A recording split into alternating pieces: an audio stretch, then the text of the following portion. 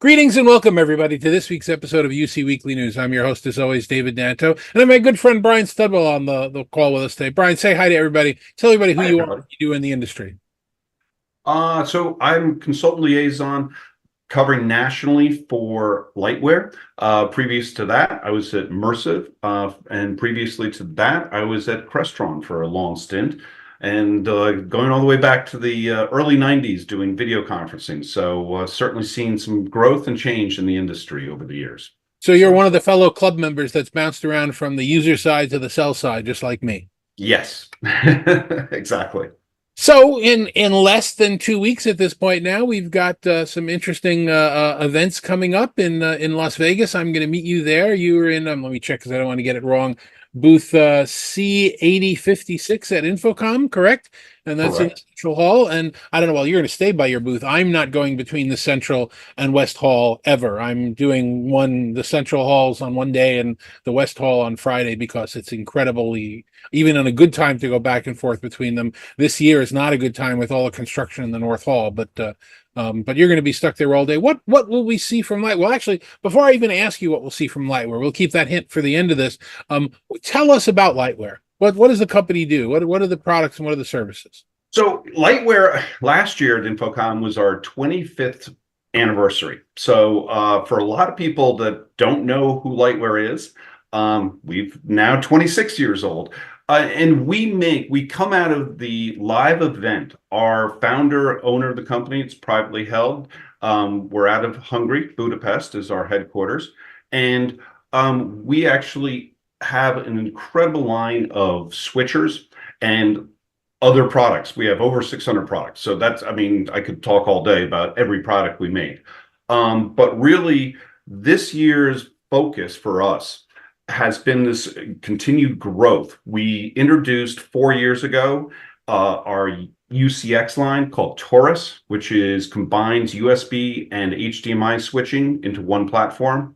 And so this is a continued pathway for us expanding that ecosystem. So we're really looking forward to this InfoComm, have some great demos in the booth. So the these are components for integrated installations that are going to make people's life easier, right? Correct. The users won't know about these things chugging along in the background. They'll just know they want to do A or B or C, and when they press the button, these are the things that will magically make it happen.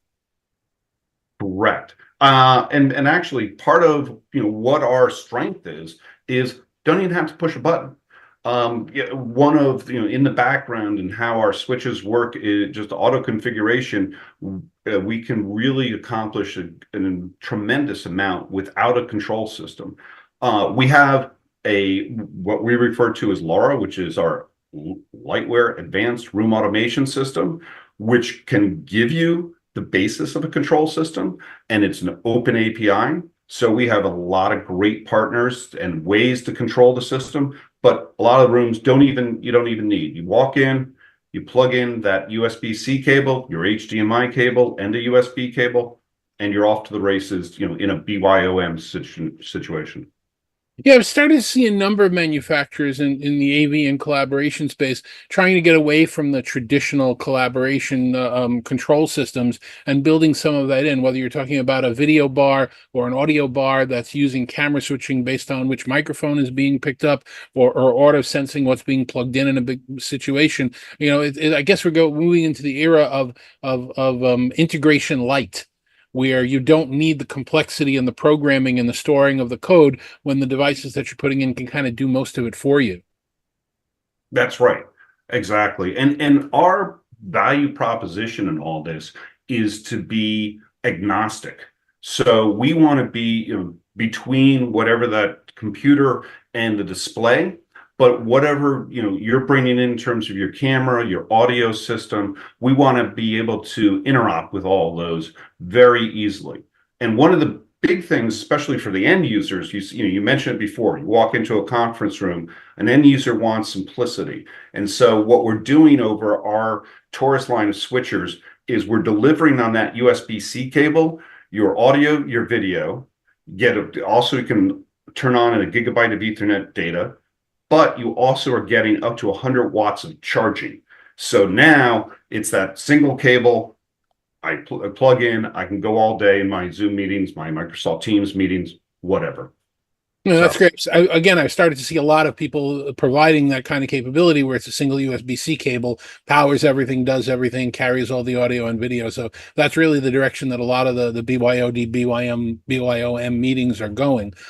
I also got an email from your company, I think it was about 3 weeks ago, 4 weeks ago, that had a Microsoft Teams product or compatibility announcement. Do you recall what I'm talking about? You want to give us some details on that? yeah, sure. I mean, it's so we introduced a companion app that would allow us to know if there's a Teams meeting going on in that specific space. So if you have your MTR, great.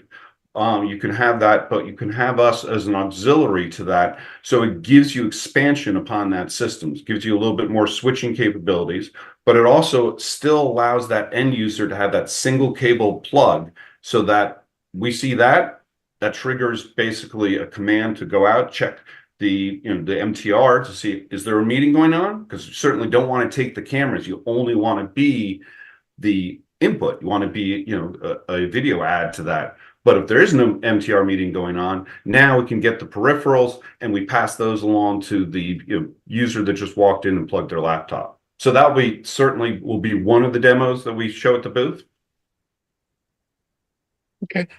Tell me a little bit about how you want to be perceived in the industry by the end users. Are you looking to compete with some of the other, programming control? You're looking to compete with some of the other glue manufacturers. Where do you see your niche is in the wide space of AV? We see ourselves as a leader in USB switching. That's primarily, where we are right now. We do a lot, like I said, a lot of great other things, but where we want to be is we want to be in all those rooms, allowing for easy connectivity for the end users. So, for example, we originally introduced Taurus 4 years ago. And in that scenario, the USB switching was all localized. So it was okay, it was a 4x2, four inputs, two outputs, and you had to plug in all your peripherals on the backside. That's a little bit restraining because now everything has to be underneath the table. And that's like, okay, that's great, but how do I extend that? Last fall, we introduced an extension to that. So now you still have that switcher, but we actually use a combination of the SDVOE and a Icron chip in there. So we're extending USB 2.0 so we could actually get to the display and we could have your peripherals plugged in over there, plus your HDMI output. And now building out on the ecosystem, what we're going to be showing at the show, and we actually already started shipping some of it. We'll be shipping the rest of it over the summer, is both a less populated at the table switch, 2x1, and then a receiver at the other side that's more populated, a 3x3, so that I can put my NUC, my MTR, whatever other device that might be at the other end, and I can put all that behind the display. We know most of the designs these days, people love to use behind the display or credenza underneath the display for putting that equipment. So we're looking to introduce that. And then beyond all that too, one of the key elements of things we're going to be introducing is what we're calling TPN. So I just said we use an SDVOE chip to make that extension happen with the USB.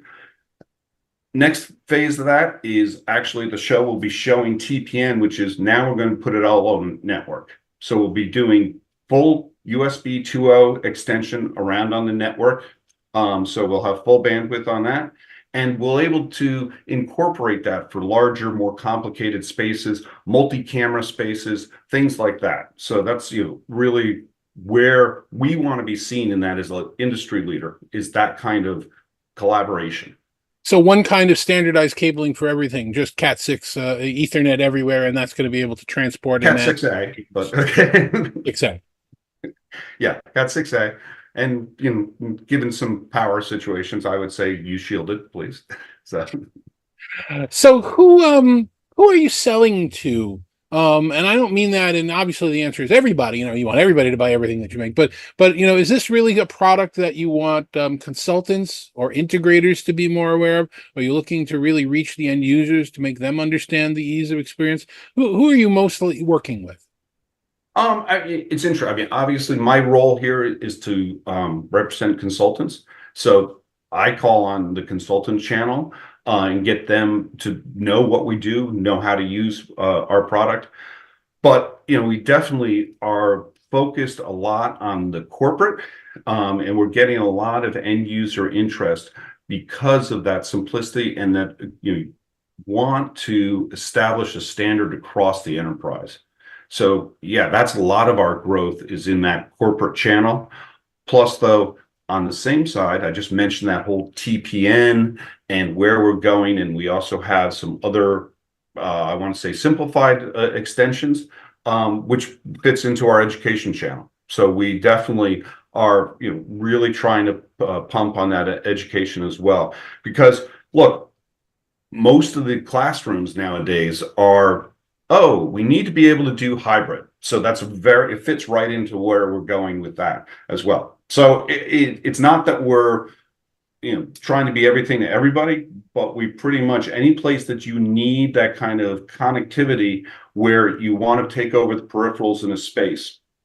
Another piece that we're showing at the conference is going to be a bi-directional Dante built in. So we'll have two channels of Dante within. You can buy a switch with two channels of Dante. What that allows for, though, is a lot of integration with whatever audio system you want to do. So it's that sort of not just USB peripherals, but now we're expanding into the audio system. We'll have a demo with where we're using our partner Sennheiser and actually allowing for voice control of cameras via the Dante audio channel.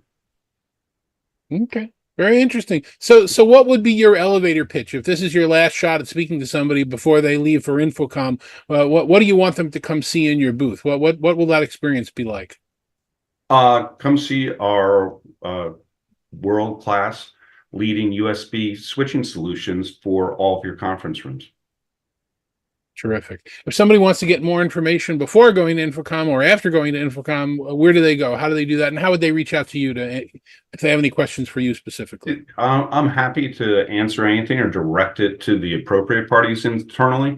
So just brian.studwell@lightware.com, and I'm happy to take those emails. And the website is lightware.com. Correct. And there's a plethora of information on the website. So yeah, please check that out.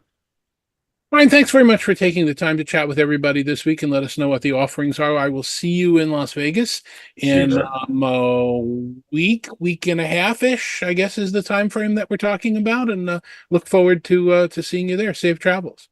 Safe travels to you too. Thanks, David. Thank you. And thank you very much for watching. Next week, as I said, we're all going to be at InfoComm, so I'm going to be showing you a very interesting conversation that my partner and pal Dave Michaels and I had about the MTR ecosystem. MTRs are beautiful solutions, and they've just kind of been humming along for a while and gaining growth. And then, the 800-pound gorilla Cisco joined the MTR ecosystem, and we chat about who might be the winners and losers from that. So we'll play that for you next week, and then I'll be back the week after with my InfoComm wrap-up and all the interviews we did from the show floor. Thanks again for watching. We'll see you next week.